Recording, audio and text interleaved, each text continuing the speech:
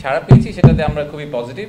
In fact আমাদের গতকালকে registration বন্ধ করে দিতে হয়েছে, কারণ যেই পরিমাণ সাড়া পেয়েছি তাদেরকে হয়তো আমরা অ্যাকোমোডেট করতে পারবো না। গতকাল পর্যন্ত আমরা প্রায় 50টা দেশ থেকে 550-র উপরে বিদেশি গেস্টদের রেজিস্ট্রেশন পেয়েছি।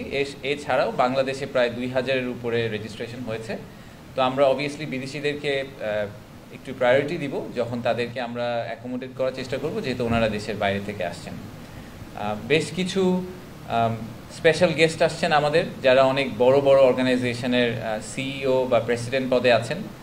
এক্সাম্পল হিসেবে আমি কয়েকটা নাম বলি, যেরকম জারা যে কোম্পানিটা আছে ইন্ডিটেক্সের, যে একটা বড় কাপড়ের ব্র্যান্ড, তাদের যে গ্রুপ সিইও অস্কার মার্কট উনি আসছেন।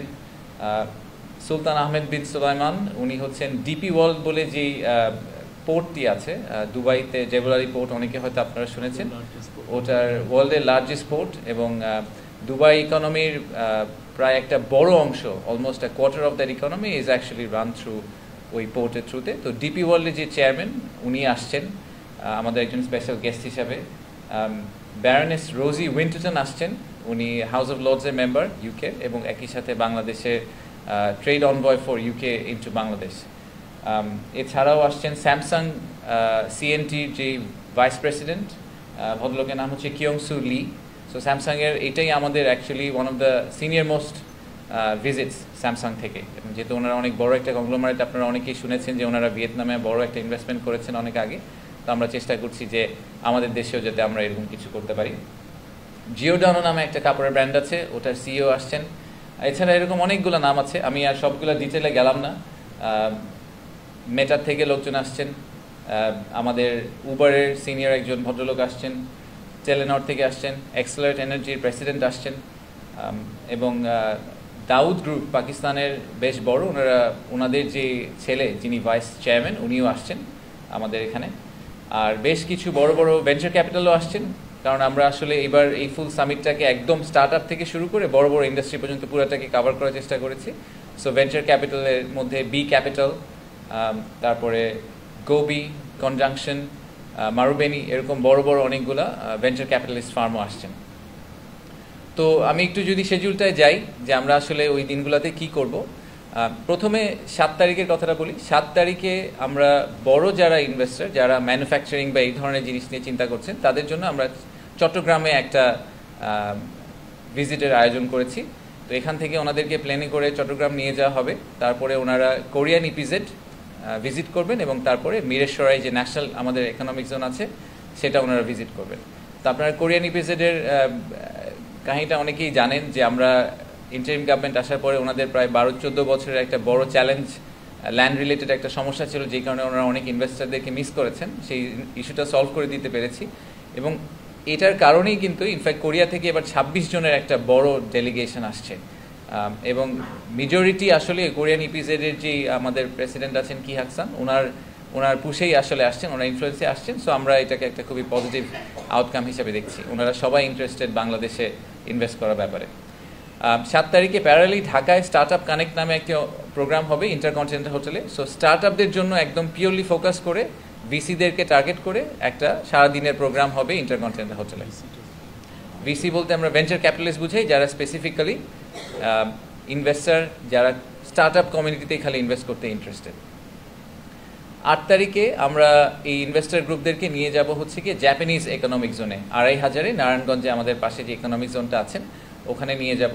ওনারা সারাদিন ওখানে ভিজিট করবেন, ওখানে কয়েকটা ইন্ডাস্ট্রি ভিজিট করবেন, দেখবেন যে কীভাবে আমরা ইকোনমিক জোনগুলোকে ডেভেলপ করেছি, এবং ওনারা যদি বাংলাদেশে এসে একটা সেট আপ করতে চান তাহলে একদম প্লাগ অ্যান্ড প্লে যে অপশনটা আমরা ওনাদেরকে দিতে চাই, এটার একটা বেস্ট এক্সাম্পল হচ্ছে Japanese economic zone. So Japanese economic জোনটাকে ওনাদের আমরা ঘুরিয়ে দেখাবো। তো এটার ক্ষেত্রে হয়তো জাপানিজরাই আমাদেরকে আসলে ফ্রন্ট করবে, এবং ওনারাই পুরো জিনিসটাতে হোস্ট হিসাবে কাজ করবেন। 8 তারিখ বিকালটা আমরা ফ্রি রেখেছি বিভিন্ন ট্রেড অ্যাসোসিয়েশন যাতে ম্যাচ মেকিং কিছু ইভেন্ট করতে পারেন, তাদের নিজেদের হোস্টিংয়ে কিছু অনুষ্ঠান করতে পারেন। সো 8 তারিখ বিকালটা একটু লাইট। তারপরে 9 তারিখে হচ্ছে আমাদের মেইন ইভেন্ট। তো 9 তারিখের মেইন ইভেন্টটা হবে ইন্টারকন্টিনেন্টাল হোটেলে। আমাদের প্রধান উপদেষ্টা যিনি আছেন, মাননীয় প্রধান উপদেষ্টা, উনি আমাদের প্রধান অতিথি 9 তারিখ সকালের প্রোগ্রামটার জন্য। সেখানে আমাদের প্রাইমারি টার্গেট হচ্ছে যে আসলে সবাইকে এক জায়গায় ফাইনালি নিয়ে আসা। সব অ্যাম্বাসেডররাও থাকবেন এবং আমাদের সরকারি সিনিয়র উপদেষ্টারা সবাই থাকবেন ওখানে উপস্থিত। সকালে আমরা চিফ অ্যাডভাইজারের ইভেন্টটা করব, সেটা উইল বি ফলোড বাই দুপুর থেকে শুরু করে বিভিন্ন ধরনের ছোট ছোট ব্রেকআউট সেশন। আমরা এগুলোকে ব্রেকআউট সেশন বলছি কারণ বাংলাদেশের এফডিআইতে যে ইন্ডাস্ট্রিগুলোতে সবচেয়ে বেশি এফডিআই আসার সম্ভাবনা রয়েছে, এরকম বেশ কয়েকটা ইন্ডাস্ট্রিকে আমরা আসলে স্পিন অফ করার চেষ্টা করেছি। তো প্রথম সেটা হচ্ছে গিয়ে রিনিউয়েবল এনার্জি। আপনারা সবাই জানেন যে আমাদের রিনিউয়েবল এনার্জি নিয়ে একটা ডিমান্ড আছে এবং আমাদের দেশের রিনিউয়েবল এনার্জিতে ইনভেস্ট করার ব্যাপারে ওনাদের অনেক আগ্রহ আছে বিদেশি অনেক ইনভেস্টরদের। তো প্রথম দিন দুপুরে রিনিউয়েবল এনার্জি নিয়ে ইউরোপিয়ান ইউনিয়ন আসলে তাদের হোস্টিংয়ে একটা বড় ইভেন্ট অর্গানাইজ করবে। তো এই ব্রেকআউটগুলোকে সবগুলোর ক্ষেত্রে আপনারা দেখবেন যে আমরা একজন হোস্ট তৈরি করে দিয়েছি বিডা এবং বেজার বাইরে। আমরা আসলে পার্টনারশিপে পুরো ইভেন্টটাকে রান করার চেষ্টা করছি, যেখানে প্রাইভেট সেক্টর আমাদের সাথে ইকুয়ালি ইনভলভড এবং অন্যান্য দেশের এম্বাসিগুলো আমাদের সাথে ইকুয়ালি ইনভলভড। সো রিনিউয়েবল এনার্জিটা ড্রাইভ করবে হচ্ছে ইউরোপিয়ান ইউনিয়ন। এই ব্রেকআউট সেশনগুলো স্ট্রাকচার এরকম হবে রাফলি, সেটা হচ্ছে যে প্রথম একটা প্যানেলের মতো থাকবে। সেই প্যানেলে হয়তো ওই এনার্জি ইন্ডাস্ট্রির এক্সপার্ট যারা তারা কথা বলবেন, আমাদের মাননীয় উপদেষ্টা যিনি আছেন জ্বালানি উপদেষ্টা উনিও থাকবেন ওখানে। আর তারপরে আমরা একটা ম্যাচ মেকিং ইভেন্টের মতো করব। আসলে আমাদের এবারের একটা বড় ডিফারেন্স আগের সব ধরনের ইভেন্ট থেকে হচ্ছে যে আমরা আসলে বড় বড় সেমিনার এবং বক্তৃতাগুলো থেকে দূরে গিয়ে দ্বিপাক্ষিক মিটিংয়ের দিকে আসলে ফোকাস করেছি অনেক বেশি। তো বেশ কিছু ম্যাচ মেকিং ইভেন্ট থাকবে যেখানে আসলে এক একজন ইনভেস্টর এবং ইনভেস্টি তারা ওয়ান টু ওয়ান কথা বলতে পারবেন। আবার যারা ইনভেস্টর আসছেন তারা আমাদের সরকারি বিভিন্ন সংস্থার সাথেও one to one meeting set করতে পারবেন। তো 9 এবং 10 তারিখে ইন্টারকন্টিনেন্টালের দোতলায় আমরা ইনফ্যাক্ট বেশ কয়েকটা রুম আলাদা করে দিয়েছি। একটা রুম দেওয়া হয়েছে ফর এক্সাম্পল এনবিআরকে, একটা রুম দেওয়া হয়েছে বাংলাদেশ বড় পলিটিক্যাল পার্টি আছে তাদেরকেও কিছু রুম দেওয়া হয়েছে। আইডিয়া হচ্ছে যে ইনভেস্টাররা যদি জানতে চান বাংলাদেশের সামগ্রিক বিনিয়োগের যে অবস্থা সেটা সম্বন্ধে তারা জানতে চান, পলিসি কন্টিনিউইটি সম্বন্ধে জানতে চান, ট্যাক্স রিলেটেড ইস্যু সম্বন্ধে জানতে চান, পলিটিক্যাল স্টেবিলিটি নিয়ে জানতে চান, এই যে কোনো ধরনের কনভারসেশন যদি তারা করতে চান তাহলে ওনারা এই বিভিন্ন রুমে গিয়ে অ্যাপয়েন্টমেন্ট সেট করে আধা ঘন্টার স্লটে তাদের সাথে বাইল্যাটারাল মিটিং করে ওই ব্যাপারে জানতে পারবেন। সো ওনাদেরকে আমরা একটা ফুল 360 ডিগ্রি ভিউ আসলে দেওয়ার চেষ্টা করব। আমরা আরও কয়েকটা ব্রেকআউট করব, digital economy, garments and textiles, agriculture and agro processing আর হেলথ কেয়ার। এই চারটা হচ্ছে গিয়ে রিনিউয়েবল এনার্জির পাশাপাশি আমাদের 5টা সেক্টর, যেই 5টা সেক্টরে আমরা মনে করছি যে সবচেয়ে বেশি আমাদের জন্য এফডিআই এর জন্য রেডি সেক্টর এবং যেখানে আমরা ইনভেস্টমেন্ট এক্সপেক্ট করছি। এর বাইরে ছোট ছোট কিছু আমরা আশা করছি যে ভালো ভালো আউটকাম হবে। ফর এক্সাম্পল বেশ কিছু এমওইউ এবং ইনভেস্টমেন্ট কনফার্মেশনের প্ল্যান আছে, আমি সেগুলো সব এখানে রিভিল করতে চাই না, যেগুলো আপনারা হয়তো সামিটের সময় জানতে পারবেন। একটা ছোট্ট এমওইউ কর্নার আছে যেখানে অনেকগুলো এমওইউ সাইন হবে এবং বেশ কিছু এগ্রিমেন্ট সাইন করার আমাদের প্ল্যান আছে সামনের বিনিয়োগকে মাথায় রেখে।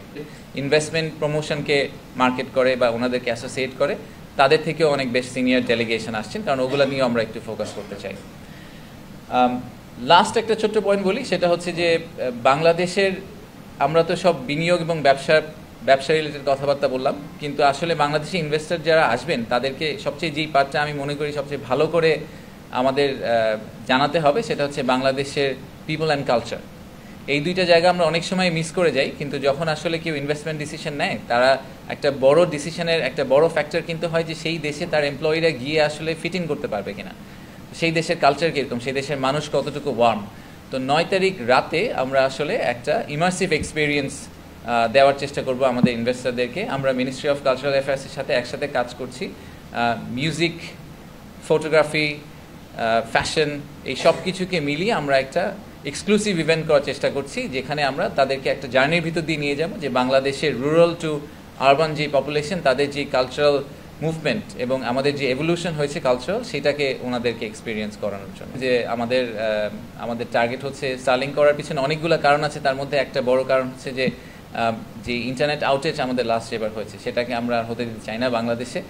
ইনফ্যাক্ট আমি গত 2 সপ্তাহ আগে যখন লন্ডনে গিয়েছিলাম, ওখানকার যারা রিটেলার আছেন যারা বাংলাদেশ থেকে অনেক গার্মেন্টস অ্যান্ড টেক্সটাইলস অর্ডার করেন, তাদের একটা ছোট্ট জায়গায় ওনারা খুবই আসলে একটা চিন্তার মধ্যে পড়ে গিয়েছিলেন যখন 1 সপ্তাহের জন্য বাংলাদেশ হঠাৎ ম্যাপ থেকে ভ্যানিশ হয়ে গিয়েছিল, সো ইন্টারনেট যখন চলে গিয়েছিল। সো এইটা we cannot let that happen. But এটার পাশাপাশি আমি পার্সোনালি ফিল করি যে ফ্রিল্যান্সিংয়ের পয়েন্ট অফ ভিউ থেকে এবং আমাদের রুরাল লেভেলে ইকোনমিকে যদি আমরা গ্যালভানাইজ করতে চাই তাহলে ওই সব জায়গায় যখন আমরা ইন্টারনেট কানেক্টিভিটি দিতে পারবো সেক্ষেত্রে হয়তো Starlink will be very helpful. তো এটা নিয়ে আমরা অনেকগুলো সংস্থাই একসাথে স্টারলিংকের সাথে কাজ করছি, আপনারা জানেন। তো আমরা ডেমো ডে হিসাবে 9 তারিখে আমরা স্টারলিংককে ইউজ করব। সো ইনভেস্টমেন্ট সামিটের যে প্ল্যানারি ইভেন্ট, মেইন ইভেন্ট যেটা হবে ইনগ্রেশন সেরেমনি, সেটা উইল বি এয়ারড লাইভ ফেসবুক, সব ধরনের সোশ্যাল মিডিয়াতে আমরা এটা লাইভ এয়ার করব। এবং বাট ইনগ্রেশন সেরেমনির ওই প্রেমিসটা ইন্টারকন্টিনেন্টাল হোটেল 9 তারিখে will be powered by Starlink. So যারা ওখানে যাবেন এবং যে প্রোগ্রামটাকে এয়ার করা হবে পুরাটাই আমরা স্টারলিংক দিয়ে আসলে এয়ার করার চেষ্টা করব। সেটা আমাদের ফার্স্ট টেস্ট কেস বা ডেমো ডে হবে। দেশ নিয়ে দেশের বাইরে থেকে গুগল করলে যে ভিউটা পাওয়া যায় সেই ভিউটা আসলে not necessarily the right and balanced view. অনেক সময় আমি অনেক ইনভেস্টারের কাছে শুনেছি, আমি আগে প্রাইভেট সেক্টরে ছিলাম, প্রথম যখন তারা বাংলাদেশে ভিজিট করেছেন, ভিজিট করার পরে ভিজিট শেষে বলেছেন যে বাংলাদেশ সম্বন্ধে তার ধারণা কমপ্লিটলি পাল্টে গেছে, কারণ তারা কখনোই জানতেন না যে বাংলাদেশ আসলে এরকম একটা দেশ। তো তাদেরকে আসলে বাংলাদেশে ফিজিক্যালি ল্যান্ড না করালে তাদেরকে আমাদের জেনুইন ভিউটা দেওয়া খুব ডিফিকাল্ট। বাংলাদেশ পারফেক্ট এটা আমরা কখনোই বলিনি যে বাংলাদেশে সব কিছু একদম ঠিকঠাক, বাট বাংলাদেশ যেরকম সেরকমটা ওনাদের আসলে ক্লিয়ারলি জানা দরকার। সেটা জানতে হলে ওনাদেরকে ফিজিক্যালি আনতে হবে। তো সেটাই আমাদের টার্গেট, যে ওনাদেরকে এনে আমরা জেনুইন ট্রু ফিলটা দিতে চাই, যাতে ওনারাও আবার এই দেশ থেকে ফিরে গিয়ে ওনাদের কলিগ, ওনাদের বন্ধুবান্ধবকে বাংলাদেশের এই সত্যিকারের যে গল্পটা, এই গল্পটা বলতে পারেন। আর এখান থেকে আমরা আশাও করছি যে একটা সুন্দর পাইপলাইন তৈরি হবে ইনভেস্টমেন্টের। সেই পাইপলাইনটাকে আমরা বিডা থেকে খুব সিরিয়াসলি ট্র্যাক করব এবং ট্র্যাক করে চেষ্টা করব সেই পাইপলাইনগুলো মেটেরিয়ালাইজ করে বিনিয়োগ বাড়ানোর জন্য। বিনিয়োগ আপনি যদি এভাবে চিন্তা করেন যে আমাদের জুলাই আগস্টের ইভেন্টের পরে বিনিয়োগ, তার আগ থেকেই কিন্তু বিনিয়োগ একটু নিম্নগামী ছিল। আমরা এটা অনেক দিন ধরেই জানি যে আমাদের ইনফ্যাক্ট আমাদের টোটাল এফডিআই নাম্বারটা তো আমাদের জিডিপির তুলনায় খুবই ছোট। ওটা হওয়া না হওয়া অলমোস্ট একই রকম কথা। $1 বিলিয়ন নিচের একটা এফডিআই একটা বছরে I don't think it actually makes a big dent to the country's economy anyway. তো এই জায়গাটাতে আমাদের আসলে এটা আরও 10 গুণ হওয়ার কথা ছিল আমাদের ইকোনমি সাইজের জন্য। তো সেইটার আমরা একটা টার্ন অ্যারাউন্ড কি দেখতে পাবো এই মাসে টার্ন অ্যারাউন্ড দেখতে পাবো কিনা এটা আপনাকে আমি একদম অ্যাসার্টেন করে বলতে পারি না। হয়তো গত বছরের চেয়ে এই বছর বিনিয়োগটা বেটার হবে, এই বছর গত বছরের চেয়ে 10 গুণ হবে কিনা প্রবাবলি না, কারণ এটা একটা স্লো মুভিং কার্ভ। আমাদের ইনভেস্টারদেরকে একটা কনস্ট্যান্ট কনফিডেন্স দিতে হবে। ওভারনাইট তো ইনভেস্টমেন্ট ডিসিশন নেন না, তারা একটা সময় ধরে ডিউ ডিলিজেন্স করে ইনভেস্টমেন্ট ডিসিশনটা নেন। তো ওনারা যদি এখন থেকে ডিউ ডিলিজেন্স করা শুরু করেন, আমরা আসলে যেটা করতে চাচ্ছি এই সামিটের থ্রুতে, যে আমরা একটু জেনুইন লিড জেনারেট করতে চাচ্ছি, যে যাদেরকে আমরা বলবো যে দেখেন আমরা এই জুলাই আগস্টের পর থেকে ইনভেস্টমেন্ট ক্লাইমেটকে ইমপ্রুভ করার জন্য এবং একটা লেভেল প্লেইং ফিল্ড তৈরি করার জন্য আমাদের বিদেশি ইনভেস্টরদের এই চেঞ্জ আমরা এনেছি, এই রিফর্ম আমরা করছি। এবং সেই কারণে আমরা মনে করছি যে বাংলাদেশ একটা বিনিয়োগ গন্তব্য হিসাবে আগের চেয়ে অনেক বেটার একটা ডেস্টিনেশন। সো আপনারা এখন বাংলাদেশকে সিরিয়াসলি একটা কম্পিটিটিভ ডেস্টিনেশন হিসেবে কনসিডার করতে পারেন রিলেটিভ টু আপনাদের অন্যান্য দেশ যেগুলো আগে আপনারা দেখছেন। আপনার ওয়ান স্টপ সার্ভিসের পয়েন্টটা খুবই ভ্যালিড। আমরা এটা নিয়ে আপনি জানেন যে আমরা কাজ করছি। যেরকম আমরা অনেকগুলো আইপিএকে মার্জ করার ডিসিশন নিয়েছি, যাতে বাই ডিফল্ট আপনাকে যদি আপনি জমি খুঁজলে যদি আপনাকে একবার বেজায় যেতে হয়, একবার হাইটেক পার্কে যেতে হয়, একবার বেবসায় যেতে হয়, there already is a problem. So এই 3টা অর্গানাইজেশন সেপারেট থাকার যেরকম কোনো দরকার নেই। এরকম আমরা বলছি যে অনেকগুলো ইনভেস্টমেন্ট প্রমোশন এজেন্সিকে আমরা একটা এজেন্সি করবো, যাতে ওনারা একটা জায়গায় আসতে পারেন। আমরা একটা রিলেশনশিপ ম্যানেজমেন্ট মডেলের কথা বলেছি আপনাদেরকে। আমাদের যে head of business development Nahian বসে আছে, ওর অ্যাকচুয়ালি কাজই হচ্ছে এটা, যে একটা রিলেশনশিপ ম্যানেজমেন্ট টিম তৈরি করা, যারা বেসিক্যালি হাই ভ্যালু কাস্টমার যারা আছেন ওনাদেরকে একদম হাতে ধরে, ঠিক ব্যাংকে যেরকম জিনিসটা কাজ করে, কর্পোরেট ব্যাংকাররা যেভাবে রিলেশনশিপ ম্যানেজ করেন, ভিতরে ডিপার্টমেন্টগুলোতে ঘুরিয়ে নিয়ে আসেন, সেটা করবেন। আর ফাইনালি আরেকটা ডিসিশন খুব রিসেন্টলি হয়েছে, যে যেগুলা হাই টাচ পয়েন্ট মিনিস্ট্রি, যেসব মিনিস্ট্রিতে আমাদের বিনিয়োগকারীদের প্রায়ই যেতে হয়, সেই মিনিস্ট্রিগুলার একদম একটু সিনিয়র লেভেলের কিছু কর্মকর্তাকে আমরা বিডার অফিসে আসলে পোস্টেড করে দিচ্ছি, কোলোকেট করে দিচ্ছি, যাতে ওনারা একটা লোকেশনে এসেই একই সাথে ministry of environment, Bangladesh bank, NBR, BIDA, BEZA সবার সাথে একটা অফিসে বসেই অ্যাপয়েন্টমেন্ট করে দেখা করে চলে যেতে পারেন। সো এনাদেরকে এই কোলোকেট করার প্রসেসটা চলছে, এটা নিয়ে কাজ চলছে। সো আগামী 3 থেকে 6 মাসে আপনারা এই মেটেরিয়াল চেঞ্জগুলো দেখতে পাবেন।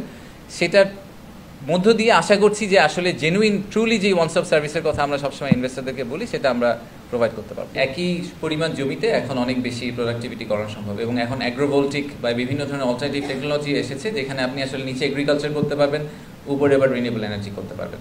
আর রিনিউয়েবল এনার্জির ডিমান্ডটা কিন্তু খুবই সলিড। হ্যাঁ, আমরা হ্যাঁ, আমাদের জমি স্বল্পতা আছে, এটা আমি কমপ্লিটলি এগ্রি করি, বাট তার মধ্যেও যতটুকু আছে তার মধ্যে আরও অনেক কিছু করা সম্ভব। আমরা এখন যেখানে আছি সেখান থেকে এখন আমাদের total renewable energy to power generation is less than 5%। এই নাম্বার দিয়ে আসলে আমাদের নেক্সট লেভেল ইন্ডাস্ট্রিয়ালাইজেশন সম্ভব না। কেন সম্ভব না আমি আপনাদেরকে বলি। আমি যখন ইউকেতে গিয়েছিলাম তখন এই প্রশ্নটা এসেছে, আমাকে অনেক বায়ার জিজ্ঞেস করেছেন যে আচ্ছা তোমাদের রিনিউয়েবল এনার্জির পার্সেন্টেজটা কীরকম, কারণ 2030 সাল থেকে ইউরোপে একটা পাসপোর্ট সিস্টেম তৈরি হবে, প্রত্যেকটা কাপড়ের একটা কোডিং থাকবে, সেই কোডিংয়ে বলা থাকবে যে এই কাপড় কতটুকু সাস্টেনেবল এনার্জির উপর বেস করে করা হয়েছে।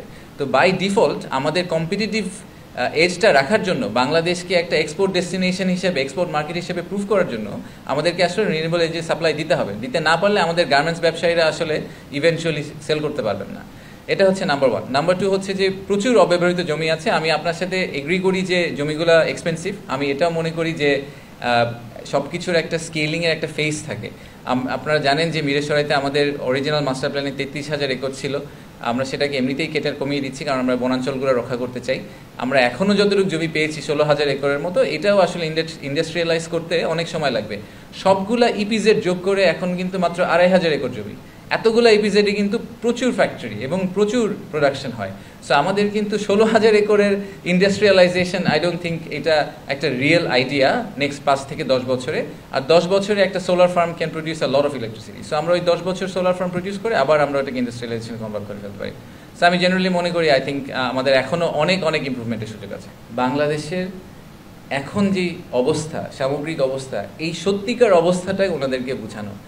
আমি আবারও বলছি, আপনারা যদি কেউ ইউরোপ আমেরিকাতে বসে বা ইনফ্যাক্ট দেশের বাইরে যে কোনো জায়গা থেকে বাংলাদেশ নিয়ে জানার চেষ্টা করেন, একটা ডেস্কটপ রিসার্চ করেন, সেই ডেস্কটপ রিসার্চে আপনি যে আউটকামটা পাবেন সেই আউটকামটা আর অ্যাকচুয়াল বাংলাদেশের গ্রাউন্ড রিয়ালিটির মধ্যে অনেক পার্থক্য আছে।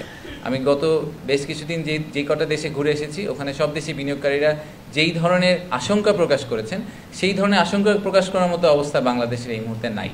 আপনি যদি macro economic point of view থেকে চিন্তা করেন, macro is much more stable এখন। ইনফ্যাক্ট আমাদের রিজার্ভ তো স্টেবল হয়ে গেছে, আমাদের ফরেন কারেন্সির যে এক্সচেঞ্জ রেট সেটাও অনেক স্টেবল হয়ে গেছে। আমাদের এক্সপোর্ট নাম্বারটা জুলাই থেকে ডিসেম্বরে এত ডিসরাপশনের পরেও 13% বেড়ে গেছে। সো অনেক ইন্ডিকেটর আছে আসলে ম্যাক্রো ইকোনমিক, যেগুলো বলছে যে ইকোনমি আসলে is heading in the right direction. Economy যদি ঠিক রাস্তায় যেতে থাকে, হ্যাঁ সমস্যার আছে না আর সমস্যা নেই এটা কিন্তু আমরা কখনোই বলতে চাই না। আইন শৃঙ্খলা রিলেটেড সমস্যা আছে, সেটা ইমপ্রুভ করার চেষ্টা চলছে। ইনভেস্টমেন্টের বিনিয়োগের যে পরিস্থিতি, ইনভেস্টমেন্ট ক্লাইমেট, যেটা নিয়ে ইজ অফ ডুইং বিজনেস, যেটা নিয়ে আমরা অনেক কথা বলি, সেখানে অনেক ধরনের ল্যাকিংস আছে এবং সেগুলো স্পেসিফিক্যালি ফিক্স করার জন্য আমরা কি করছি এটা কিন্তু আমরা পাবলিক ডোমেনে দিয়ে দিয়েছি। আমরা 20টা ইনিশিয়েটিভ হাতে নিয়েছি এই বছর বিডা, বেজা, বেবজা থেকে, যে আমরা বিনিয়োগ পরিস্থিতি উন্নয়নে এই 20টা ইনিশিয়েটিভে ফোকাস করব। ওয়ার্ক পারমিট বলেন, রিপ্যাট্রিয়েশন বলেন, এফডিআই হিটম্যাপ বলেন, মার্জার বলেন, আমাদের এরকম একটা লিস্ট আছে। তো এই লিস্টগুলো ওনাদেরকে আমরা শেয়ার করতে চাই যে দেখেন, আপনি যদি 2024 সালের জুন মাসে আসতেন, আপনি যেই বিনিয়োগ পরিস্থিতি পেতেন 2025 সালের জুন মাসে কিন্তু আপনি একটা কমপ্লিটলি ডিফারেন্ট বিনিয়োগ পরিস্থিতি বাংলাদেশে পাবেন। তো সেটাও তো আসলে 24 থেকে 25 সিগনিফিকেন্টলি ডিফারেন্ট। এবং আপনি একটা অ্যাটলিস্ট এটুক তো আমরা কনফার্ম করতে পারি যে আপনি যখন আসবেন তখন আপনাকে কোনো মন্ত্রী মিনিস্টার এখানে ব্যবসা করার জন্য আটকানোর চেষ্টা করবে না। সো এরকম অনেক ধরনের ব্যাপারই আছে যেগুলো আমরা শেয়ার করতে চাই। আমরা একদম জেনুইন রিয়েল পিকচারটা দিতে চাই। আমরা বলতে চাচ্ছি না যে বাংলাদেশ সিঙ্গাপুর হয়ে গেছে, সেটা বলারও আমাদের দরকার নেই, কিন্তু জেনুইন পিকচারটা ওনাদেরকে দেওয়া আমাদের দরকার। সেজন্যই আমরা আসলে এই সামিটটা করতে চাই। বাংলাদেশে একটা কাজ করেছিলাম প্রথম দিকে, আপনারা অনেকে হয়তো শুনেছেন যে আমরা বাংলাদেশের ম্যাক্সিমাম বড় বড় কোম্পানি সিইও এবং উদ্যোক্তাদের সাথে কথা বলেছিলাম বোঝার জন্য যে ওনাদের মেজর ইস্যুগুলো কী, আসলে বিনিয়োগের ক্ষেত্রে মূল সমস্যা ওনারা কোনগুলো ফেস করে। তার মধ্যে কিন্তু এই পলিসি কন্টিনিউইটি কথাটা বারবার উঠে এসেছে, যে ওনারা একটা বিজনেস মডেল করেন, তারপরে 5 বছরের মধ্যে ট্যাক্স রেট 5 বার চেঞ্জ হয়ে যায়, বিভিন্ন ধরনের নিয়মকানুন 5 বার চেঞ্জ হয়ে যায়, তো ওনাদের অরিজিনাল বিজনেস মডেলটা আর কাজ করে না। আমি পার্সোনালি খুবই মনে করি যে আমাদের একটা ইনকিউবেশন পিরিয়ড থাকা উচিত, যে কোনো একটা ব্যবসা যখন ব্যবসা শুরু করবে তখন সে যেই ট্যাক্স রিজিম বা পলিসি লেভেলে শুরু করবে সেটাতে সে অ্যাটলিস্ট 3 থেকে 5 বছর কন্টিনিউ করার সুযোগ পাবে। যদি আমরা বাকিদের জন্য rule of the game change করে দিই, তারপরেও তার জন্য আমাদের ওই রুলগুলো চেঞ্জ করা উচিত না, কারণ তা না হলে তাদের পক্ষে আসলে বাংলাদেশে এসে বিনিয়োগ করা খুব ডিফিকাল্ট হয়ে যাবে। সো এটা নিয়ে আমরা এনবিআর এর সাথে খুব ক্লোজলি কাজ করছি। আমরা চেষ্টা করছি যে আমরা একটা ফ্রেমওয়ার্ক দাঁড় করানোর জন্য, যাতে শুধু আমাদের সময় না বাট ভবিষ্যতে যে পলিটিক্যাল গভর্নমেন্টগুলো আসবে তারাও যাতে সেই ফ্রেমওয়ার্কের ভিতরে থেকে পলিসি কন্টিনিউটিটাকে এনশিওর করার চেষ্টা করে। আমি নিলাম positive suggestion, good suggestion. So আমরা সবগুলো নিয়ে একটু চিন্তা করব, আমরা এগুলোকে ইনকর্পোরেট করার চেষ্টা করব। ইনফ্যাক্ট আমরা এবার খুব হেভিলি, মানে আপনারা তো আমাদের সাথে আছেনই, সো আমি আপনাদেরকে নিয়ে less worried, but social media আসলে এখন বাংলাদেশে অনেকটাই ওপিনিয়ন ড্রাইভ করে। তো আমরা এবার সোশ্যাল মিডিয়া রিলেটেড খুব সিরিয়াসলি সোশ্যাল মিডিয়া ক্যাম্পেইন নিয়ে কাজ করছি। আপনারা আগামী 2-4 দিনের মধ্যে হঠাৎ করে দেখা শুরু করবেন যে সোশ্যাল মিডিয়াগুলোতে ইনভেস্টমেন্ট সামিট নিয়ে প্রচুর অ্যাক্টিভিটি শুরু হয়ে যাবে। আর যেটা বললাম যে এইবার সামিটটা আমরা আসলে সবখানেই সরাসরি সম্প্রচার করব, মানে লাইভে দিয়ে রাখবো, সেটা বিডার ফেসবুক হ্যান্ডেল থেকে, লিঙ্কডইন হ্যান্ডেল থেকে এবং ইউটিউব সব জায়গায় আমরা আসলে এটাকে লাইভ করার চেষ্টা করব। হয়তো তাদের ইনভেস্টমেন্ট ডিসিশনটাকে একটা ল্যাগ দিতে পারে, যে আজকে সেই ডিসিশনটা যদি মার্চ মাসে হয়ে যেত বা এপ্রিল মাসে ওনারা ডিসাইড করতেন যে ওনারা $100 মিলিয়ন একটা চেক লিখবেন, সেটা এপ্রিল মাসে না গিয়ে ওনারা জুলাই মাসে করবেন। ওনারা আরেকটু ভালো করে দেখার চেষ্টা করবেন যে দেশের ডিরেকশন অফ ট্রাভেলটা কোন দিকে। ইটস ভেরি ইম্পর্টেন্ট, ইনভেস্টারদের জন্য খুব ইম্পর্টেন্ট হচ্ছে ডিরেকশন অফ ট্রাভেলটা। তো ডিরেকশন অফ ট্রাভেলটা যদি ঠিক দিকে হয়, তাহলে এই শর্ট টার্ম ডিসরাপশন থেকে ওনারা হয়তো অ্যাডজাস্ট করে নেবেন মেন্টালি, যে আসলেও তো দেশ যেই সিচুয়েশনের ভিতর দিয়ে গেছে, আপনাকে যদি আমি অনেক ইনভেস্টারদের সাথে এটা নিয়ে কথা বলেছি, যে মুডিসের সাথে আমরা সিঙ্গাপুরে দেখা করেছিলাম, আমি আর আমাদের স্পেশাল অনবয়।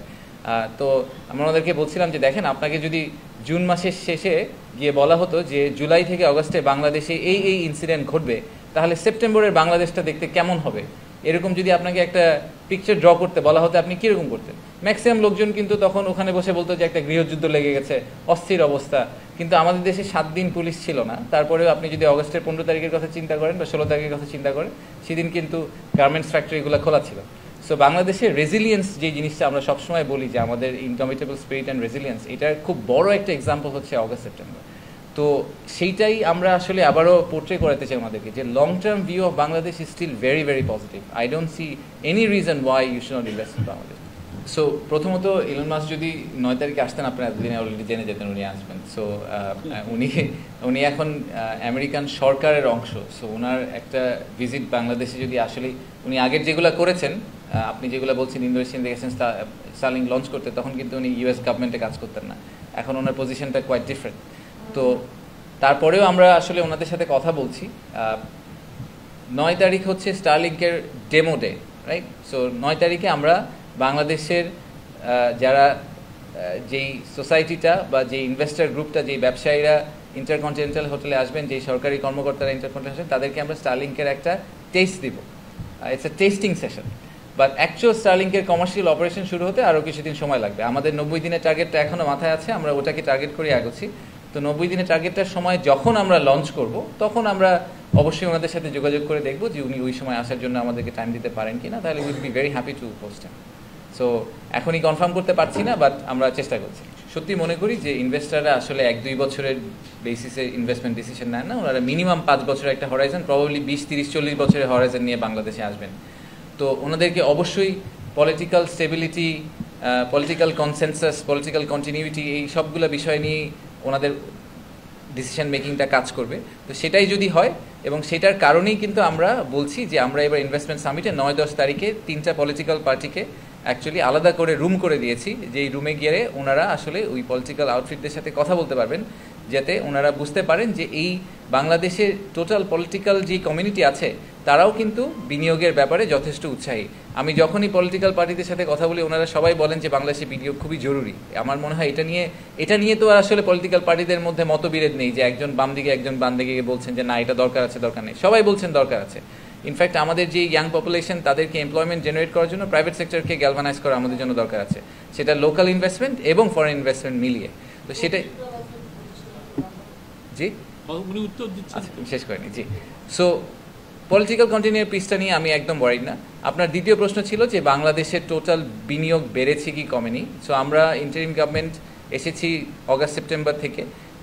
আপনি যদি ডেটা দেখেন, তাহলে আসলে নেক্সট ডেটা পাবলিকেশন, মানে আমাদের জেনুইন কোয়ার্টার হবে হয়তো ফার্স্ট কোয়ার্টার 2025। ফার্স্ট কোয়ার্টার 2025-এর রেজাল্টটা হয়তো আপনারা আগামী মাসে পেয়ে যাবেন, তখন আমরাও পাইনি এখনও। সো তখন পেয়ে গেলে আমরা একটা আইডিয়া পাবো যে আমাদের বিনিয়োগ আসলে ইমপ্রুভ করেছে কিনা।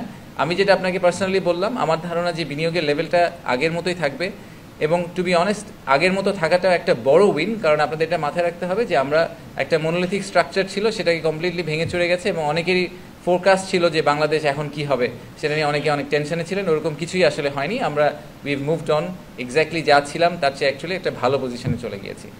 সো আমার ধারণা যে বিনিয়োগের নাম্বারটা ইমপ্রুভ করবে, বাট একদম 10 গুণ হয়ে যাবে এই বছর তা হয়তো হবে না, কিন্তু আমরা আস্তে আস্তে দেখতে পাবো যে নাম্বারটা 2, 3, 4 গুণ হয়ে যাচ্ছে প্রত্যেক কোয়ার্টারে। একটা ছোট্ট জিনিস বলে রাখি, সেটা হচ্ছে যে আপনারা যখন বিনিয়োগ নিয়ে চিন্তা করেন, হ্যাঁ, তখন আমরা সবসময় ডলার ভ্যালুটা দেখার চেষ্টা করি। আমাদের দেশের জন্য আমি পার্সোনালি খুবই মনে করি যে ডলার ভ্যালু না দেখে আসলে জব ক্রিয়েশনটার দিকে ফোকাস করা উচিত। আমাকে কেউ যদি এসে বলে যে আজকে সে $10 মিলিয়ন ইনভেস্ট করবে এবং 1000 চাকরি তৈরি করে দিবে, তার ব্যাপারে আমি অনেক বেশি ইন্টারেস্টেড যে আমাকে এসে কম্পেয়ার টু যে এসে বলবে যে সে $100 মিলিয়ন দিবে, মাত্র 100 জনের চাকরি হবে। আমার $100 মিলিয়ন 100 জনের চাকরির দরকার নেই, আমার $10 মিলিয়ন 1000 জনের চাকরিটা আমার জন্য খুবই বেশি ইম্পর্টেন্ট, আমার দেশের জন্য। সো আমরা ওইটাতে ফোকাস করার চেষ্টা করছি। আর ফাইনালি আরেকটা কনসেনসাস রিলেটেড ছোট্ট একটা পয়েন্ট বলি, সেটা আসলে আমার আগে মেনশন করা উচিত ছিল। আমাদের কিছু পার্টনার আছেন যারা মাল্টিল্যাটারাল এবং আসলে গ্লোবাল পজিশনে তারা যথেষ্ট ইনফ্লুয়েন্স ক্রিয়েট করে ইনভেস্টরদের জন্য। সো আমাদের কোর পার্টনার যারা আছেন তাদের নামগুলো আমি আসলে বলতে চাই, যে UNDP, FCDO ইউকে গভর্নমেন্টের, গ্রামীণ ফোন, ওয়ার্ল্ড ব্যাংক এবং ফিকি যে foreign investor chamber of commerce যেটা, তারা আছেন। আর আমাদের যে ব্রেকআউট সেশনগুলো হচ্ছে সেগুলোতে আমরা ইউরোপিয়ান ইউনিয়নের কথা বলেছি, CTNA যে American Citibank, HSBC, BGMEA, Dutch embassy, LightCastle Partners, Eastern Bank Limited, Inspira এবং সাজিদা ফাউন্ডেশন, এরা সবাই আমাদের সাথে একসাথে কাজ করছেন বিভিন্ন সেশন ডিফারেন্ট অংশ নিয়ে, এবং ওনারাও কিন্তু ইনভেস্টরদেরকে নিয়ে আসার চেষ্টা করছেন এবং চেষ্টা করছেন যে তাদেরকে এই রাইট মেসেজিংটা দেওয়ার জন্য। So it's a collective effort between government and private sector of Bangladesh. আপনারা অনেকেই জানেন যে রিসেন্ট কিছু বছর ধরে আমরা দেখছি যে চায়না কিন্তু আমাদের সবচেয়ে বড় ইনভেস্টর হিসেবে আবির্ভূত হয়েছে। চাইনিজ ইনভেস্টমেন্ট আমাদের জন্য এখন সবচেয়ে বড় একটা নাম্বার, এবং কিছু স্পেসিফিক ইন্ডাস্ট্রিতে তারা ইউজুয়ালি বেশি ইন্টারেস্টেড হয়। তো আমরা কিছুদিন আগে একটা FDI হিট ম্যাপ করেছিলাম যে আমাদের দেশের সম্ভাবনা কোথায় সবচেয়ে বেশি। আমি সেটাকে এবং চাইনিজ ইনভেস্টরদের ইন্টারেস্টগুলোকে যদি ম্যাচ করার চেষ্টা করি, ম্যারি করার চেষ্টা করি, তাহলে আমি দেখব যে যেই অ্যাডভান্স টেক্সটাইল যেটাকে বলে সেখানে তাদের অনেক ইন্টারেস্ট আছে। এখন যে জিওপলিটিক্যাল চেঞ্জটা এসেছে ট্রাম্প অ্যাডমিনিস্ট্রেশন আসার পরে, ওনাদেরকে এডিশনাল ট্যাক্স পুট অন করা হয়েছে, সেই কারণে তারা অনেকেই চেষ্টা করছেন। আমরা অলমোস্ট চাইনিজ অ্যাসোসিয়েশনগুলোর সাথে যখন আমরা কথা বলি, তারা প্রায় বলেন যে অলমোস্ট ডেইলি তারা বেশ কিছু নতুন ইনভেস্টরদের কাছ থেকে আগ্রহ দেখতে পাচ্ছেন যে তারা বাংলাদেশে এসে একটা ফ্যাক্টরি করতে চান বা ম্যানুফ্যাকচারিং প্ল্যান্ট করতে চান। So textile and garments, renewable energy এবং সেই সাথে ইলেকট্রনিক্স যেই পার্টটা, সেই জায়গাটায় আমরা দেখতে পাচ্ছি লাইট ইঞ্জিনিয়ারিং, এইসব জায়গায় আমরা আশা করছি যে চাইনিজ ইনভেস্টররা ইন্টারেস্টেড হবেন। স্যার যখন গিয়েছিলেন, অ্যান্ড মেবি আপনার কোয়েশ্চেনের একটা ফলো আপ আনসার, সেটা হচ্ছে রিনিউয়েবল এনার্জি যখন আমরা বলি তখন কিন্তু শুধু সোলার পাওয়ার প্রোডাকশন নিয়ে আমরা কথা বলি না। এই পিভি প্যানেলগুলো যে ম্যানুফ্যাকচার হবে সেগুলো আমরা বাংলাদেশে ম্যানুফ্যাকচার করে আবার আমেরিকা বা বিভিন্ন দেশে এক্সপোর্ট করে দিব। সো চাইনিজ ম্যানুফ্যাকচার এখানে ম্যানুফ্যাকচারিং প্ল্যান্ট করবে, সেটা নিয়েও আমরা কাজ করব। তা আমাদের এই ট্রিপে প্ল্যান হচ্ছে যে যত সম্ভব, স্যারের ট্রিপটা যদিও একটা স্টেট ভিজিট, বাট উনি কিন্তু বেশ কিছু স্টেট মিটিংয়ের সাথে অনেক ইনভেস্টরদের সাথে মিটিংয়ের ব্যবস্থা করেছেন এবং মিটিং করতে রাজি হয়েছেন। We are very happy about that. So আমরা আশা করছি প্রায় 200 ইনভেস্টরের সাথে স্যারের হয়তো এই 2-3 দিনে দেখা হবে, এবং সেখানে আমরা চায়নার যে একটা স্পেশাল ইকোনমিক জোন আছে আনোয়ারাতে, আপনারা এটার কথা আগে হয়তো শুনেছেন, এটা নিয়ে অনেকদিন বাইল্যাটারালি সরকারের সাথে কাজ হচ্ছে, বাট গত 1 মাসে আমরা এই স্পেশাল ইকোনমিক জোনের বেশ কিছু জিনিস নিয়ে এই প্রজেক্টটা আটকে ছিল, এই জটগুলোকে আমরা মোটামুটি খুলে দেওয়ার ব্যবস্থা করেছি। সো এই স্পেশাল ইকোনমিক জোনের একটা এগ্রিমেন্ট সাইনিং এবং হয়তো সেটার একটা ঘোষণা আমরা সামনের কয়েক মাসের মধ্যেই দেখতে পাবো। সো একটা সিগনিফিক্যান্ট প্রগ্রেস হয়েছে, এবং ওই স্পেশাল ইকোনমিক জোনে আসার জন্য অলরেডি কিন্তু বেশ কিছু ইনভেস্টর লাইন আপ করে ওয়েট করছিলেন। তো এই স্পেশাল ইকোনমিক জোনের কনস্ট্রাকশন যখন আমরা শুরু করতে পারবো, আমরা আশা করছি যে ফর্মাল বেশ কিছু অ্যানাউন্সমেন্ট আমরা চাইনিজ ইনভেস্টরদের কাছে দেখতে পাবো। সো আমি পুরো ট্রিপ নিয়ে খুবই আশাবাদী। আমাদের যদি কোনো একটা দেশে ইনভেস্টমেন্টের জন্য যাওয়ার দরকার হয়ে থাকে, সেটা আমি বলবো যে primary source of investment would definitely be China, প্রথম দেশ হিসাবে। সো আমি খুবই অ্যাকচুয়ালি আশাবাদী যে এই ট্রিপ থেকে আমরা অনেক চাইনিজ ইনভেস্টরদেরকে বাংলাদেশের ব্যাপারে আরও আগ্রহী করতে পারবো। ইনফ্যাক্ট আমাদের যেই 50টা দেশ থেকে আমি বলেছি 550 লোক আসছে ইনভেস্টমেন্ট সামিটে, তার সবচেয়ে বড় ইনভেস্টর গ্রুপ আসছে চায়না থেকে। চায়না ফলোড বাই, ইনফ্যাক্ট আমি দেশগুলোর নামও আপনাদেরকে একটু বলে রাখি, বেশ ইন্টারেস্টিং একটা মিক্স। চায়না থেকে আসছে, ইউকে থেকে আসছে, আমেরিকা থেকে আসছে, সিঙ্গাপুর থেকে আসছে, জাপান থেকে আসছে, আর ইন্ডিয়া থেকে আসছে। এই কয়টা দেশ থেকে আমরা সবচেয়ে বেশি লেভেল অফ ইন্টারেস্ট পেয়েছি আমাদের ইনভেস্টমেন্ট সামিটে আসার জন্য।